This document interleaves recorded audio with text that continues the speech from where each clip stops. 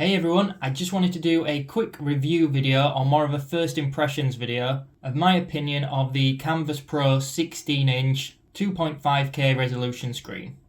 By this point I've only been using it for about 2 months. I have been using a Wacom Cintiq 13HD for about 8 years now. Really good tablet. I've been wanting a larger size for a little while, but the price has become pretty ridiculous, so I was kind of hoping that the Kamvas 16 being slightly bigger and higher screen resolution would be an upgrade.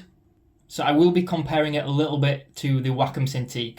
Also, this review isn't going to be like super technical with all the specs and things like that. I'll try to list what I can, but I won't claim to understand all the technical side of things.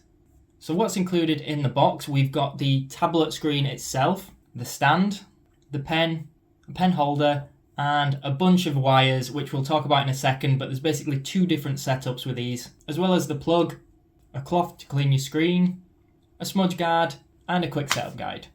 So if we look at the Huion tablet itself, this is a 16-inch screen and 2.5K resolution.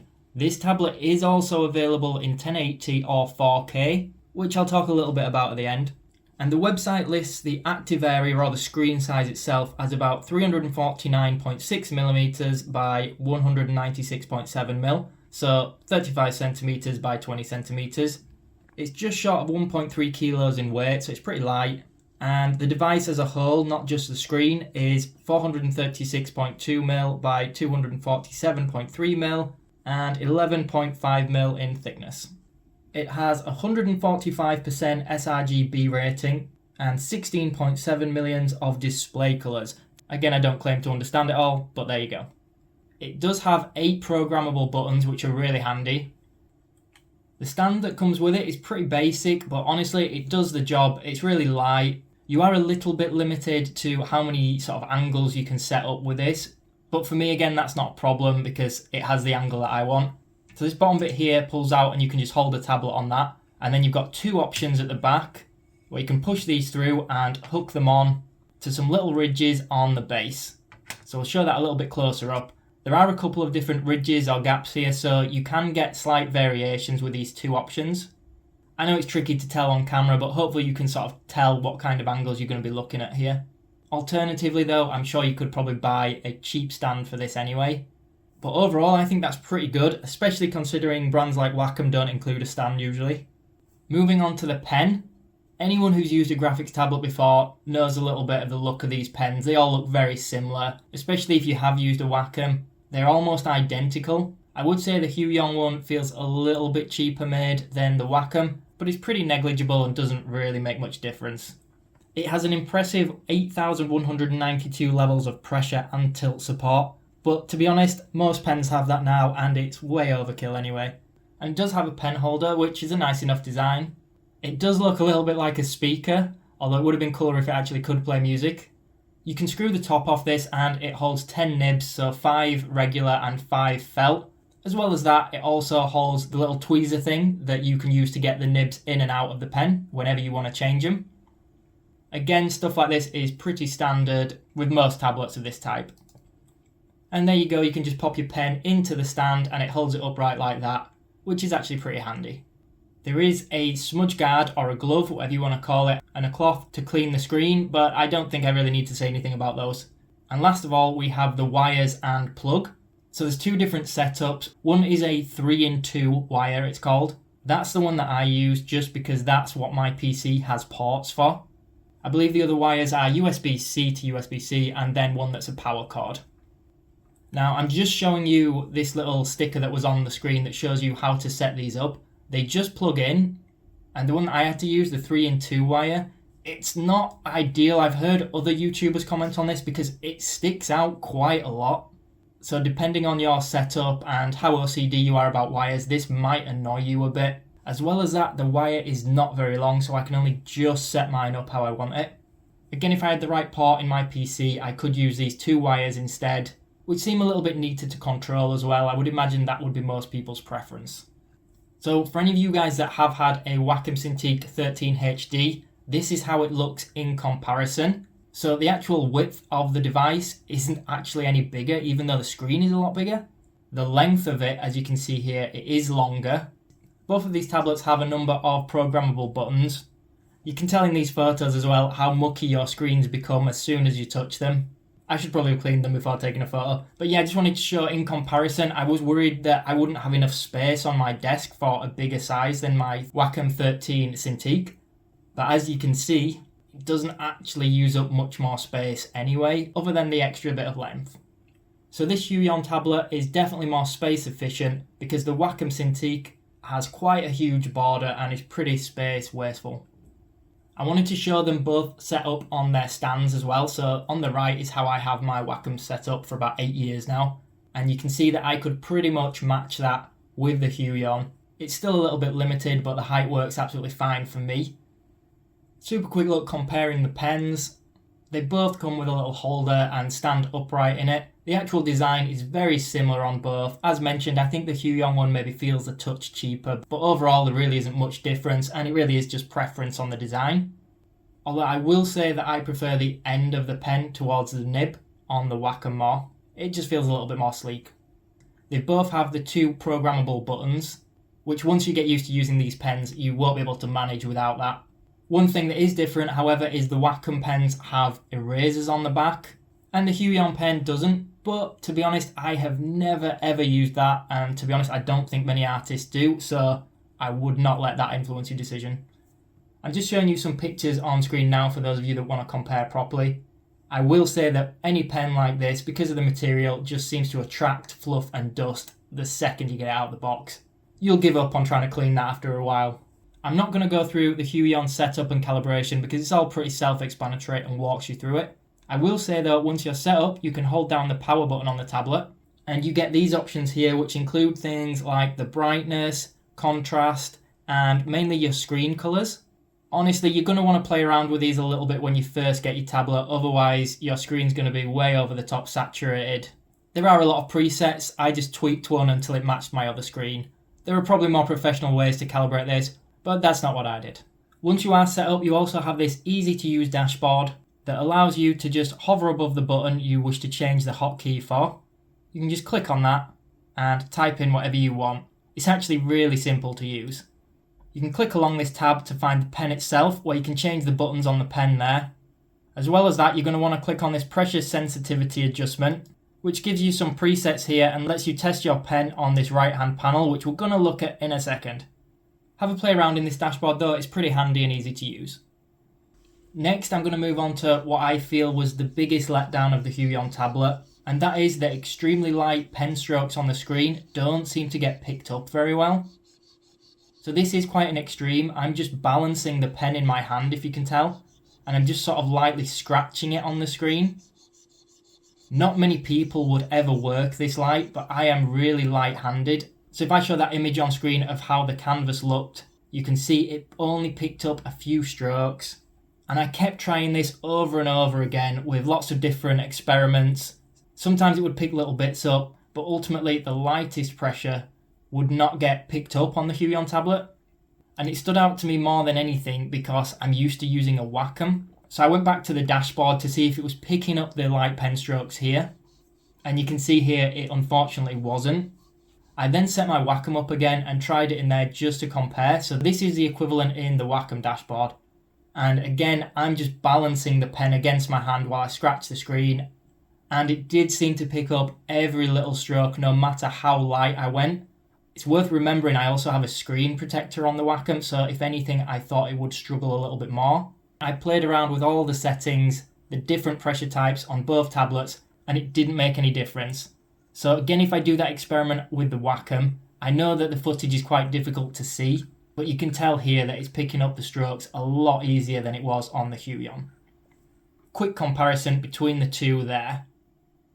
Again, I can't stress enough that not many people will work this light, but this might be more of an issue if, like me, you're moving from a Wacom device over to a Huion device. It might be more noticeable. And to be honest, knowing it was there drove me a little bit mad because I'm super fussy with things like this. I don't think some people would care. And this is just a few other clips of me using different presets, trying to match the Wacom and trying the opposite settings, just so that no one claims I've got the settings wrong. Now, before I mentioned this in a video, I wanted to talk to Huion about this, just at the off chance that I'd got a faulty tablet or pen, and they sent me another pen, which I'm showing on camera because it actually seems a little bit different to the first. So at first glance it looks the same. This is the number that was on the box, PW517. I don't know what the pen I got with it was, but you can see there it's towards the end, just before the nib, it's a little bit different. It might seem a little bit weird to mention that, but the rounded end is a little bit fatter, and when you're drawing, so you've got your pen roughly at this angle, you can't see the nib anywhere near as much on this second pen, and it actually proved to be quite frustrating. And just in case you can't tell, it unfortunately made no difference in terms of picking up the light strokes. So I have to give it to Wacom there and say that their pen pressure is a little bit better, at least if you work with a super light touch. Despite that though, the Huion pen is still very good, and especially if you've never used a Wacom before, you won't ever find this an issue. The only other time when this light touch might be an issue, or for me at least, was when working in Photoshop, when I was clicking on different layers down the right hand side. Sometimes when I tapped on them, it didn't always select it, and I sometimes had to do it a few times. But yeah, most people are more heavy-handed than me, so might not notice this.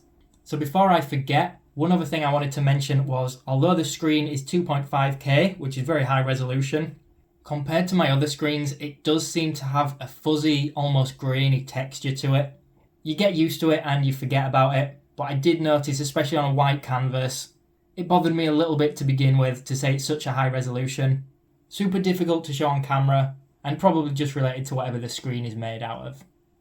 Quick look at the screen parallax there as well, I think that's what you call it. Basically how thick the glass is when you're drawing. So whether it looks like there is a gap between where the pen touches and the canvas that you're drawing on. Honestly, I didn't notice any issues with this. I think it's pretty good, pretty effective. And there was nothing noticeable between the Huion and Wacom for this one. So I'm just going to throw up a demo of me drawing with this tablet whilst I squeeze in my final points. So the price of the tablet on the Huion website for this specific model, remember this is a 2.5K resolution screen, it's $600 or for me £530 in the UK. I didn't buy mine on the Huion website though, so I got mine for about £423. That's kind of what tempted me into buying it, to be honest. So I will put links in the description box below to where I got mine from. The other things to note regarding price are you could get a much cheaper version of this one. I think closer to sort of £300-350 if you went for the 1080 resolution. Or you can pay a little bit more and get the 4K resolution. And it's the same with a Wacom. They do have a 16-inch. I was tempted to upgrade to this one, but the big board has put me off a little bit. They have a 4K one, which is a lot more expensive, or again a 1080 one, which is a similar price to the Kamvas Pro 16 2.5K that we've got here. Hopefully that makes sense. Now regarding screens, I keep hearing a lot of different opinions on this in terms of what resolution is needed. I'm going to start by saying my 13-inch Wacom was only 1080p and it was more than good enough. As you increase your screen size though, that's when you're going to need a slightly higher resolution. I've been told that 1080p is not enough when you're going up to like the 24-inch screens, which are absolutely massive. But I've also heard that using a 16-inch screen with a 4K display is just ridiculous because you won't notice the difference. It's too small of a screen. So that is exactly why I opted for the 2.5K at the 16-inch. I got a slightly upgraded screen in terms of size and in terms of resolution. Honestly, if you're on a budget, I think you could still get away with a 1080 screen on a 16-inch. So the screen itself is supposed to be anti-glare or like a matte finish. That might explain the slight texture look to it that I showed earlier. As noted on screen, it wasn't as bad as it looked on the video, but it just doesn't look as crisp as my regular monitor, and that's only 1080. The design itself, I mean, it's completely personal preference, but I actually think it looks really nice, and I think it feels nice. I will say that Huion drivers have been pretty much perfect. I've not encountered an issue. I've only been using it for a few months, as mentioned, but with my Wacom, I have sort of encountered issues off and on for the last 8 years or so, and sometimes it has been a real pain. So Huion definitely has an advantage with the drivers. And in case you're not familiar with a screen tablet like this, you will still need a PC or a Mac device to actually plug it into. It's not a standalone computer system. It also connects to a phone apparently. I think that's really cool, but I'm not sure if I'll ever use that. If anyone is interested, I'll maybe test that out for a video in the future. It might be pretty cool. And this second example that I recorded is supposed to be Kratos from the God of War games. Again, I know it's not the best work to display, but I wanted to have a quick go at inking. And I did think that it was quite a smooth tablet for inking. I quite enjoyed that experience. Again, not my usual thing, a little bit tricky for me. So my final thoughts on this, I was undecided initially whether to keep this. I was tempted to send it back and just revert back to using my Wacom. But after using my Wacom again, going from a 16-inch screen back down to a 13-inch screen wasn't as comfortable. The light touch of the pen being picked up was definitely nice again, but I found I had a lot of driver issues again more than before. Could not be bothered with dealing with that, so I'm pretty sure I'm going to keep it, especially for the price of $423. It's a pretty good tablet and it works well as a second monitor as well.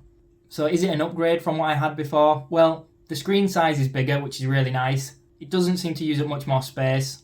The resolution is higher, but I don't know if that's somewhat cancelled out by the slightly noise, grainy texture to the screen. Again, it's only subtle, but I was hoping 2.5 would be super crisp. The drivers working well so far is a nice upgrade from Wacom drivers. One thing I have noticed, I'm not sure if I've been a little bit unlucky here. Although my Huion pen has worked fine throughout, the button that I use on the pen a lot already seems to have lost a little bit of sensitivity. I'd have to keep you posted if that gets worse. I think that overall Wacom does still have an edge despite what a lot of other videos say, because there are a lot of problems with Huion, but they're quite minor.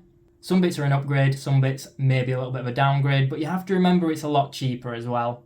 So for the money, personally I would say it is much better, but if you have some cash spare and you were after a Wacom, that'll probably give you the best experience, very closely followed by this. So if you've got any questions or if I've forgotten to mention something, which I'm sure I have, leave me a comment below and let me know. I'm thinking if this video does well, I might make another video just updating again once I've used it for a little bit longer, because 2 months isn't a particularly long time. I want to emphasise again that despite me pointing out a lot of the flaws with Huion, they are quite minor and I am being really fussy. That's just in my nature when spending this kind of money. I do think it's a really top quality tablet though. I'm way too indecisive to tell you whether to get it or not, but hopefully the points I've made throughout this video will help you in making that decision. Okay guys, so that's it. Leave your thoughts in the comments below. If you enjoyed this video, please consider subscribing to the channel. It really helps me out a lot and means I can make more content like this. Hit that thumbs up button and of course switch notifications on for future content. Thanks so much for watching everyone.